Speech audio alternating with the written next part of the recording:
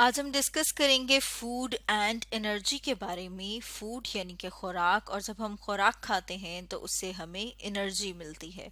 उसके लिए हम अपने सामने यहाँ पर एक डायग्राम ले आए हैं जिसमें हम देख रहे हैं एनर्जी और ह्यूमन लाइफ को। हम देखते हैं कि जब आप खाना खाते हैं तो उसमें आप मुख्तलिफ चीज़ें खा रहे होते हैं, और अगर हम चीज़ों को देखें तो उसमें आप रोटी भी खाते हैं, दालें भी खाते हैं, गोश्त भी खाते हैं, तो उसमें क्या कार्बोहाइड्रेट्स हैं, फैट्स हैं, प्रोटीन्स हैं। ठीक है। तो उससे क्या होता है, एनर्जी प्रोड्यूस होती है, यानी कि आपको क्या मिलती है, ताकत मिलती है। और अगर एनर्जी की बात की जाए कि एनर्जी जो है वो क्यों ज़रूरी है, तो हम देखते हैं कि एनर्जी जो है वो अपनी डेली लाइफ की एक्टिविटीज़ को परफॉर्म करने के लिए, यानी कि जो रोज़मर्रा के काम है उन्हें करने के लिए एनर्जी की ज़रूरत होती है। जब हम खाना खाते हैं तो उसमें क्या होता है, बॉडी में मुख्तलिफ रिएक्शंस होते हैं, मेटाबॉलिज्म होता है, और उसके रिजल्ट में एटीपी बनती है जिसे कि बॉडी की एनर्जी करेंसी कहा जाता है।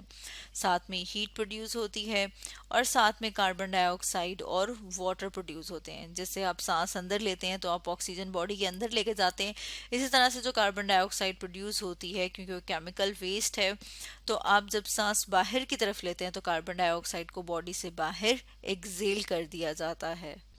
अब हम देखते हैं कि जो एनर्जी है वो, जैसे कि हमने बात की कि डेली की जो लाइफ की एक्टिविटीज़ हैं उनको परफॉर्म करने के लिए बहुत ज़रूरी है।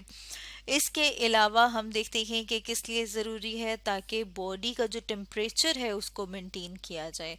और इसके अलावा हम देखते हैं कि जो बॉडी है वो क्या कर रही है, ग्रो की है, ग्रो करके जो है वो हम एक चाइल्ड से, एक बच्चे से एडल्ट की फॉर्म अटेन करते हैं। तो ग्रोथ के लिए भी एनर्जी बहुत ज़्यादा ज़रूरी है। और एनर्जी जो है वो, जैसे कि हमने अपनी डायग्राम में देखा है कि वो किस तरह से प्रोड्यूस होती है, वो बहुत सारे डिफरेंट जो फूड आइटम्स हम ले रहे हैं, या फिर हम कहते हैं कि ये जो फूड के डिफरेंट कंपोनेंट्स हैं, इनसे एनर्जी प्रोड्यूस होती है। जैसे कि जब हम रोटी खाते हैं या चावल खाते हैं तो उसमें क्या मौजूद होते हैं, उसमें मौजूद होते हैं कार्बोहाइड्रेट्स, यानी कि ये क्या है, ये फूड का एक कंपोनेंट है। तो जैसे कि यहाँ पर हम अपने सामने देख रहे हैं कार्बोहाइड्रेट। इसी तरह हम देखते हैं कि जब हम चिकनाई वाली चीज़ें खा रहे होते हैं या जिन चीज़ों में ऑयल होता है तो उसमें क्या होते हैं, फैट्स। इसके अलावा हम जब गोश्त खाते हैं, दूध पीते हैं, अंडा खा रहे हैं, उनमें क्या मौजूद है, उसमें प्रोटीन मौजूद होती है। अब एनर्जी जो कि हम फूड से ले रहे हैं उसे जो मेजर किया जाता है, उसे मेजर किया जाता है कैलोरीज की फॉर्म में। और जो कैलोरी है वो यूनिट है एनर्जी का। तो साथ में हम देख लेते हैं कि जब हम फूड का इनटेक करते हैं तो उसमें अगर हम कार्बोहाइड्रेट की बात करें तो अगर 1 ग्राम कार्बोहाइड्रेट को हम देख लेते हैं कि वो कितनी एनर्जी प्रोड्यूस करती है, तो हम देखते हैं कि 1 ग्राम कार्बोहाइड्रेट 4.1 कैलोरी प्रोड्यूस कर रही होती है। इसी तरह से हम प्रोटीन्स को देख लेते हैं, हम देखते हैं कि जो 1 ग्राम ऑफ प्रोटीन है वो भी 4.1 कैलोरी प्रोड्यूस करती है। इसी तरह से अगर हम 1 ग्राम ऑफ फैट्स की बात करें तो हम देखते हैं कि जो 1 ग्राम ऑफ फैट है वो तकरीबन 8.3 कैलोरी प्रोड्यूस कर रहे होते हैं, यानी कि जो 1 ग्राम ऑफ फैट है वो ज़्यादा कैलोरी प्रोड्यूस करता है अगर हम इसको कंपेयर करें कार्बोहाइड्रेट और प्रोटीन से। अब यहाँ पर हम अपने सामने एक टेबल देख रहे हैं। इस टेबल में हम एक तरफ देख रहे हैं फूड आइटम्स और दूसरी तरफ देख रहे हैं कि किलो कैलोरी कितनी प्रोड्यूस हो रही है। तो हम देख रहे हैं कि राइस कितनी प्रोड्यूस करता है, 348। वीट की बात करें तो वीट भी 348 किलो कैलोरी प्रोड्यूस कर रहे हैं। 100, हम पर 100 ग्राम की बात करें, पी की बात करें तो पी पर 100 ग्राम के अगर हम देखें तो वो कितनी प्रोड्यूस करती है, 109। इस तरह से पोटैटो जो है वो 99। इस तरह से ब्रिंजल हम देखते हैं कि 5, कोकम्बर 14, बनाना 153, ड्राई फ्रूट्स जो है वो 655 to 549, cow milk 65, buffalo milk 117। इसी तरह से एग की बात करें तो एग 180 किलो कैलोरी प्रोड्यूस करता है। और मीट को देखें, गोश्त, तो मीट जो है 100 ग्राम वो कितने किलो कैलोरी प्रोड्यूस कर रहा है, 194 किलो कैलोरी प्रोड्यूस होती है 100 ग्राम मीट से। अब अगर हम ये देखें कि जो एनर्जी एक पर्सन को चाहिए, यानी कि एक पर्सन की एनर्जी नीड कितनी है, वो किस चीज़ के ऊपर डिपेंड करती है। फॉर एग्जांपल अगर हम अपनी बात करें कि मुझे कितनी एनर्जी की ज़रूरत है, वो किस किस चीज़ के ऊपर डिपेंड करती है। वो डिपेंड करती है रेट ऑफ मेटाबॉलिज्म के ऊपर, कि मेरा जो है मेटाबॉलिज्म का रेट कितना है, यानी बॉडी के अंदर जो डिफरेंट कैटाबॉलिक और एनाबॉलिक रिएक्शंस हो रहे हैं उनका क्या रेट है। इसके अलावा बॉडी वेट कितना है उसके ऊपर भी डिपेंड करता है कि कितनी खुराक चाहिए, कितनी एनर्जी चाहिए। इसके साथ साथ हम देखते हैं एज के ऊपर भी डिपेंड करता है। इसके साथ साथ जो जेंडर है उसके ऊपर भी डिपेंड करता है कि कितनी एनर्जी चाहिए। जैसे फॉर एग्जांपल हम देखते हैं कि जो मेल हैं, मर्द हैं, मर्दों को ज़्यादा एनर्जी की ज़रूरत होती है एज़ कम्पेयर टू फीमेल। इसके अलावा क्लाइमेट कंडीशन जो है वो भी एक फैक्टर है जिसके ऊपर डिपेंड करता है कि कितनी एनर्जी चाहिए बॉडी को। और फिजियोलॉजिकल कंडीशन के ऊपर, यानी बॉडी की कंडीशन के ऊपर भी डिपेंड करता है कि बॉडी को कितनी एनर्जी की ज़रूरत है। अब हम ये देख लेते हैं कि डिफरेंट एजेस के जो पीपल हैं, लोग हैं, उन्हें कितनी एनर्जी चाहिए। उसके लिए हम अपने सामने एक टेबल भी लाए हुए हैं जिसमें हमने एजेस यहाँ पर मेंशन की हुई है और साथ में लिखा हुआ है कि उनकी बॉडी की रिक्वायरमेंट कितनी है, यानी उन्हें कितने किलो कैलोरी की ज़रूरत है। साथ में हमने लिखा हुआ है मेन और वुमेन का भी कि उन्हें कितनी एनर्जी की ज़रूरत होती है। तो हम देख रहे हैं कि जो चिल्ड्रन हैं, बच्चे हैं, उन्हें ज़्यादा एनर्जी की ज़रूरत होती है अगर हम उसको कंपेयर करें एडल्ट से, यानी कि जो जवान बंदे हैं या फिर जो बूढ़े हैं, अगर हम उनसे कंपेयर करें तो हम देखते हैं कि बच्चों को ज़्यादा खुराक की, ज़्यादा एनर्जी की ज़रूरत होती है।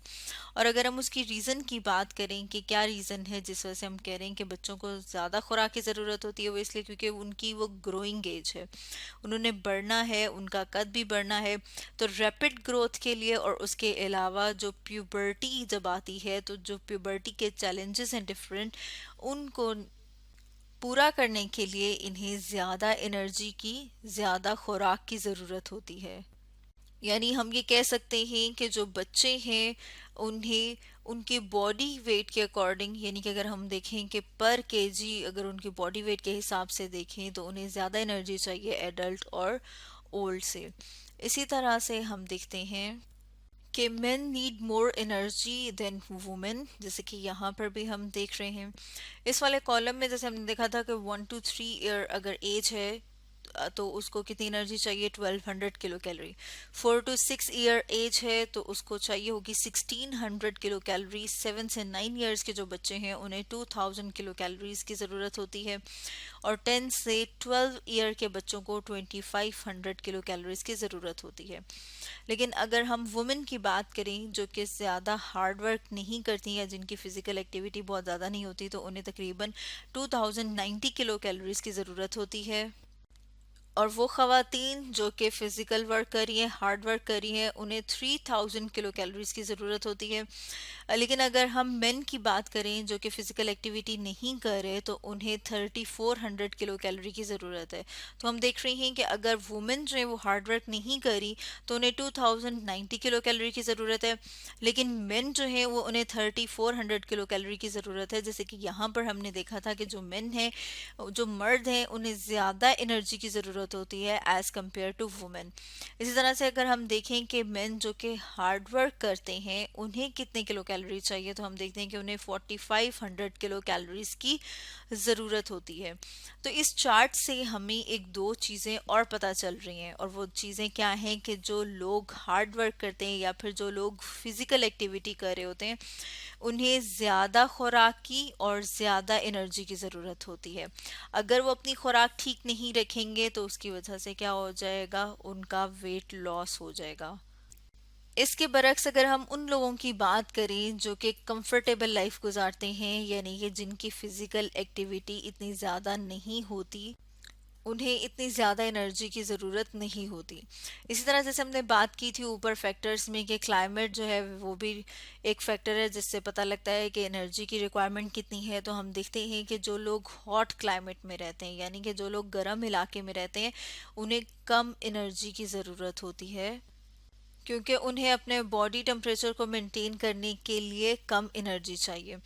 लेकिन अगर हम बात करें उन एरियाज़ की जहाँ पर बहुत ज़्यादा सर्दी होती है, जहाँ पर कोल्ड वेदर है, वहाँ पर जो लोग रहते हैं, अगर हम उनकी बात करें तो हम देखते हैं कि वहाँ पर रहने वाले लोगों को ज़्यादा एनर्जी की ज़रूरत होती है। और अगर हम ये बात करें कि उन्हें ज़्यादा एनर्जी की ज़रूरत क्यों होती है, तो हम देखते हैं कि उन्हें अपने बॉडी का जो टेम्परेचर है उसे मेंटेन करने के लिए, यानी कि जैसे कि हमें पता है कि हमारी बॉडी का जो टेम्परेचर है वो 37 सेल्सियस होता है, ठीक है। और ये कांस्टेंट रहता है, चाहे बाहर गर्मी हो चाहे सर्दी हो, बॉडी का टेम्परेचर कांस्टेंट मेंटेन किया जाता है। तो जो लोग सर्द इलाके में रहते हैं उन्हें बॉडी का कांस्टेंट टेम्परेचर मेंटेन करने के लिए ज़्यादा एनर्जी की ज़रूरत होती है। तो स्टूडेंट्स, आज हमने डिस्कस किया फूड एंड एनर्जी के बारे में।